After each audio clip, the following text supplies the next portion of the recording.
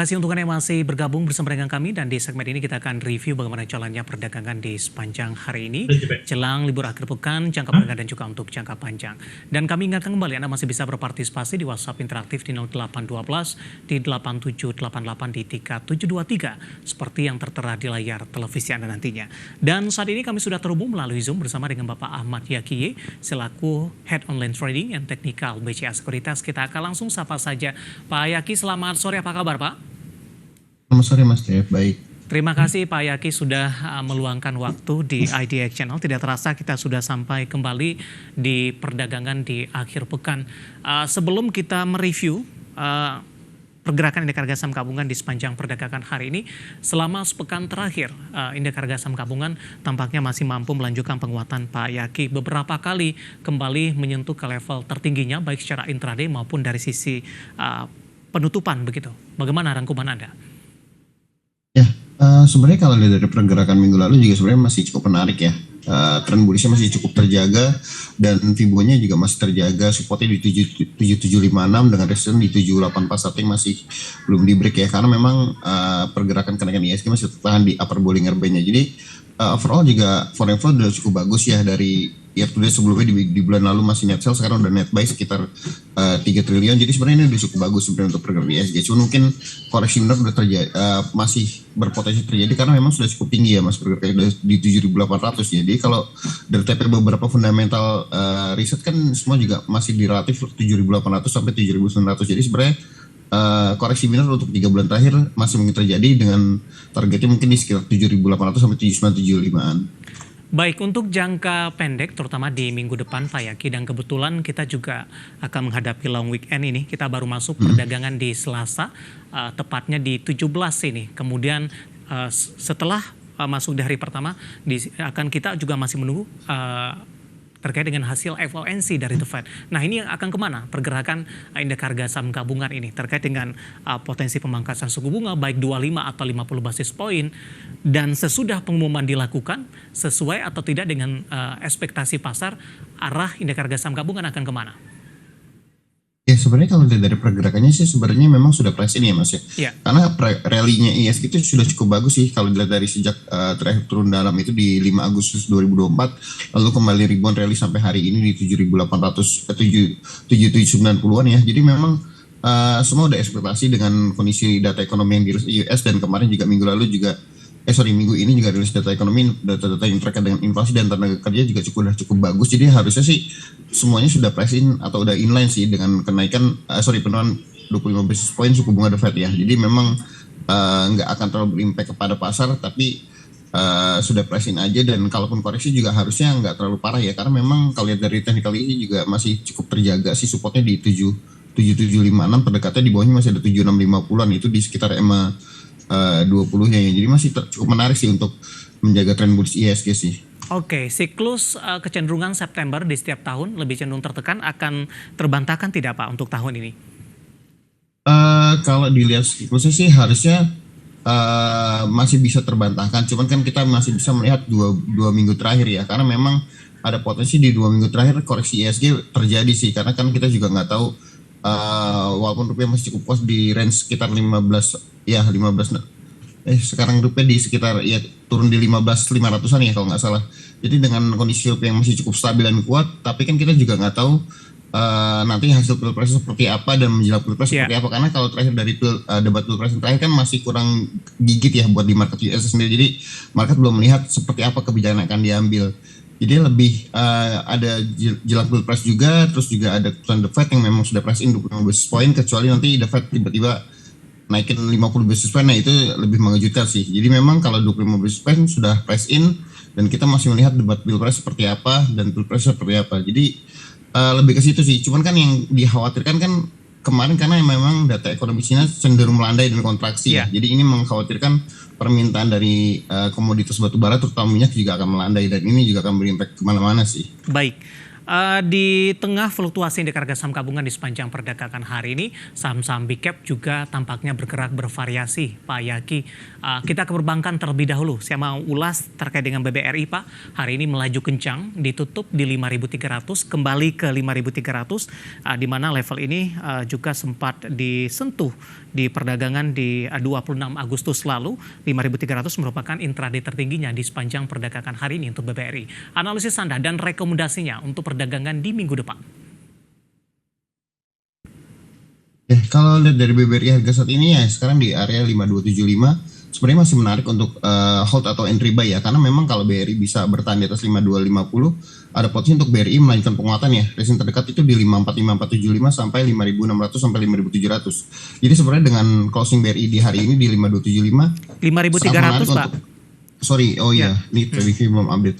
Ya, dengan closing di 5.300 ada potensi untuk BRI melanjutkan penguatan ya, testing Senin itu di Selasa nanti di 5475, dan kalau masih ikut bisa ke 56 sampai 5700-an. Jadi memang kalau dari BRI itu sejak pergerakan sejak pertengahan Juli sekitar 12 Juli sebenarnya trennya cukup bullishnya masih cukup terjaga ya, walaupun sempat koreksi di 5 Agustus itu di level 4.500-an, tapi lanjut penguatannya sih masih cukup bagus. Supportnya masih di area 5.100, kalau kuat masih bisa buyback lagi di area situ kalau koreksi. Baik, ada peluang sampai ke 6.000 tidak, Pak? Paling tidak sampai dengan akhir tahun atau cukup sulit untuk BBRI? Untuk akhir tahun sebentar. Kalau dilihat dari pergerakan akhir tahun ini kan tinggal 3 bulan lagi, potensi terdekat itu menurut saya sih masih di area 5.800 sampai 5.975-an ya. Belum sampai 6.000 sih. Oke, baik, penutupan hari ini di 5.300 menguat di 2,42%, level support masih terjaga, tren bullish juga masih terjaga untuk BBRI, dan lagi-lagi keputusan investasi tetap ada di tangan pemirsa IDX Channel. Kita beralih ke infrastruktur, Pak. Ada Telkom hari ini juga melaju kencang, sempat ke 3120 dan menguat di atas 2%. Bagaimana Anda melihat tren pergerakan Telkom? Tampaknya cukup konsisten, Pak. Bertahan di atas level 3.000-an, Pak Yaki. Ya, kalau dari pergerakan Telkom harusnya ini masih menarik ya untuk di hold, karena memang di level 3.100 kalau memang Telkom masih kuat bertahan ada potensi untuk Senin itu balik ke atas 3150-an sampai 3180-an terdekatnya. Dan kalau kita lihat tren jangka panjangnya itu masih bisa break di atas 3250 sampai 3300. Jadi memang tren Telkom masih cukup terjaga ya, dengan kalau kita ambil time frame yang agak lebih pendek dari 20 Julian sampai hari ini tuh ada pattern yang mirip dengan KPN handle ya. Dengan target di 3140-an sampai 3150. Jadi kalau bisa break di atas 3140 3150, tren bullish Telkom cukup bagus ya harusnya. Baik, dalam jangka pendek dan menengah seperti apa polanya Pak Yaki ketika sebelumnya Telkom sempat ke 4.200-an? Ya, kalau untuk jangka pendek tadi udah kita bahas ya, KPN handle dengan kalau bisa break 3140 3150, target berikutnya di 3270 dan 3400. Cuman kalau kita lihat time frame panjangnya, mungkin kita bisa tarik di monthly-nya itu sebenarnya kalau lihat dari monthly-nya masih agak bearish, cuman ini masih di area support yang cenderung masih berarti masih laggard ya untuk pergerakan harga Telkom, dan menarik untuk akumulasi buy selama bertahan di atas 2880 sampai 2900. Targetnya itu bisa di 3.450 sampai 3.700-an. Oke, penutupan hari ini di 3.110 menguat di 1,97%. Kita akan coba bahas juga untuk saham-saham lain yang menjadi penopang dari teknologi. Ada Goto, Pak. Ini sudah dalam beberapa hari terakhir penguatannya cukup signifikan. Sempat ke 63, level tertinggi dalam 3 bulan terakhir. Bagaimana analisis Anda untuk posisi Goto saat ini? Ketika dari saham-saham teknologi global ini sudah melakukan euforia terkait dengan prospek pemangkasan suku bunga acuan ke depannya.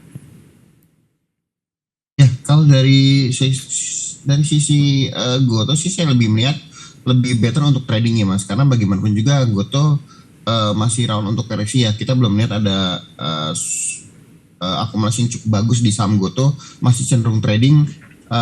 Area besok di 6165 kalau nggak kuat cenderung untuk profit taking, cuman kalau kuat ada penguatan lanjutan sampai ke 74-an sih.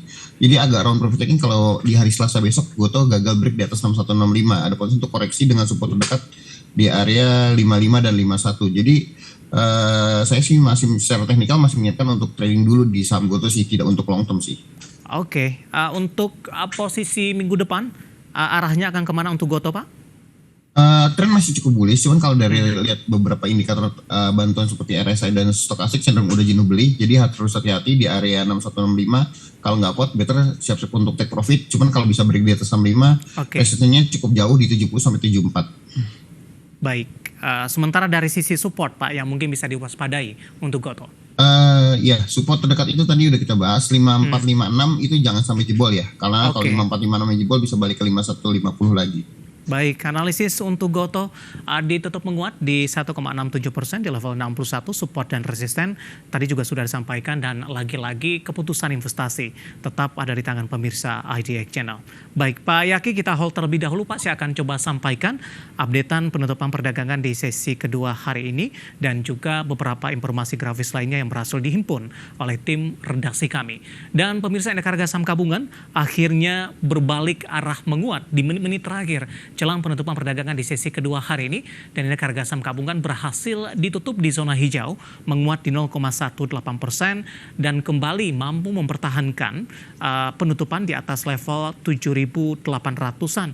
Dan tampaknya ini juga mungkin level penutupan tertinggi di sepanjang masa, tepatnya di 7.812.131, menguat di 0,18%. Ya, mungkin yang tertinggi ya, atau mungkin salah satu yang tertinggi ini untuk posisi penutupan untuk dari indeks harga saham gabungan. Sementara level intraday tertinggi hari ini di 7.828.966. Langsung saja kita ke grafis yang pertama pemirsa. Kita akan coba lihat seperti apa penutupan dari beberapa indeks lainnya di sesi kedua hari ini.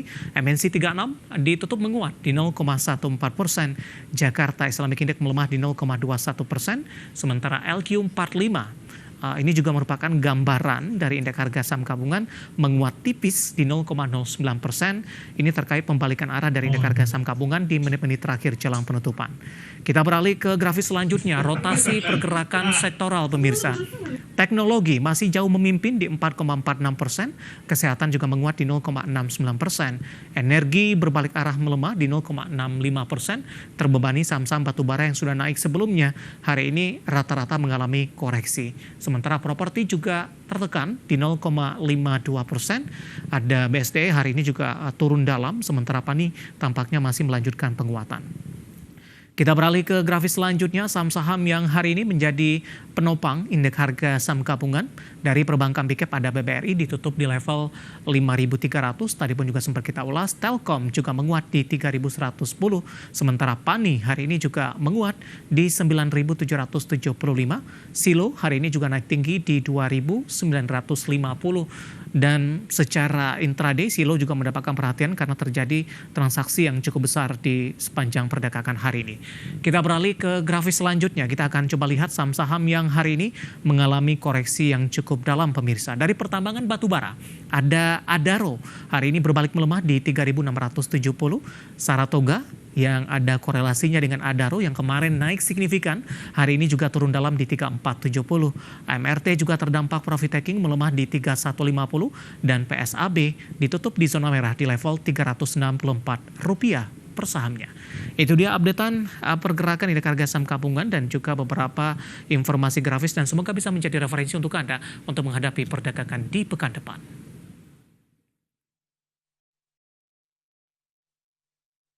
Kita akan jeda kembali dan tetap di tempat Anda, karena setelah ini kita akan coba lihat saham-saham pilihan apa saja yang direkomendasikan, dan pemirsa kami akan segera kembali.